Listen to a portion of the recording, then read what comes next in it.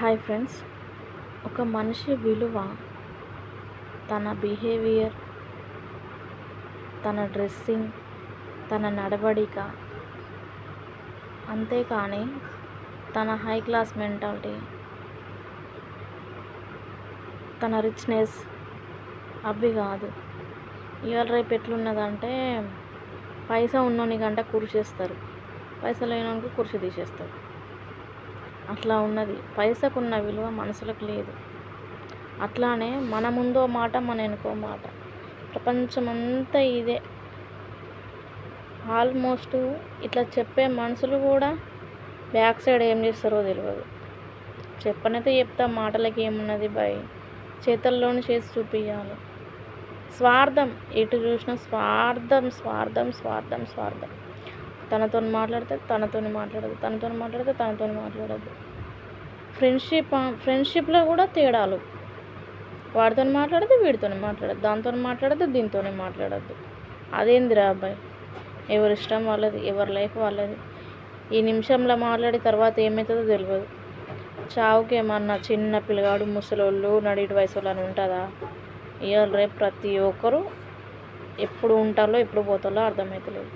దానికోసం ఎందుకురా ఈ అబద్ధాలు, హై క్లాస్ మెంటాలిటీ, ఈ పైసలు ఇవన్నీ? చనిపోయిన వాళ్ళు కట్టుకొని పోతానులా, ఇల్లు ఎత్తుకొని పోతానులా, పైసలు ఎత్తుకొని పోతానులా, లేకపోతే మంచి మంచి డ్రెస్సులు వేసుకొని ఆ డ్రెస్సులు పట్టుకొని పోతానులా?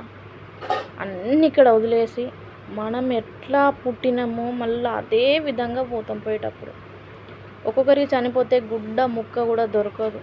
అసలు మనిషి ఎక్కడే అనిపిండో తెలియదు కొందరు చనిపోతే. అట్లాంటిది బతుకున్నంతకాలం వీడేందో వాడేందో, ఇదేందో అదేందో, ఇది నాది ఇది నీది, అంత ఎట్లా అంటే సైకోలుగా తయారైపోతారు జనాలు. ఇదివరకు జంతువులు ఉండే, జంతువులను అనేది అట్లాంటిది అవి విషపురుగులు అనేది, అంతకంటే విషపురుగులు మనుషులు అవుతాను. జంతువులు అంటాం కానీ జంతువులు కానే కాదు, మనుషుల కంటే విషపురుగులు ఎవ్వరు లేరు అసలుకి.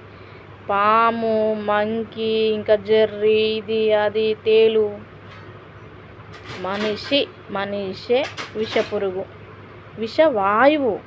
మనిషి ఎక్కడుంటే అది ఒక శత్రువుకు నీడనే. మనిషి ఎక్కడున్నా శత్రువుకు నీడనే. నాకు తెలిసినంత వరకు అయితే మన నీడను కూడా మనం నమ్మద్దు.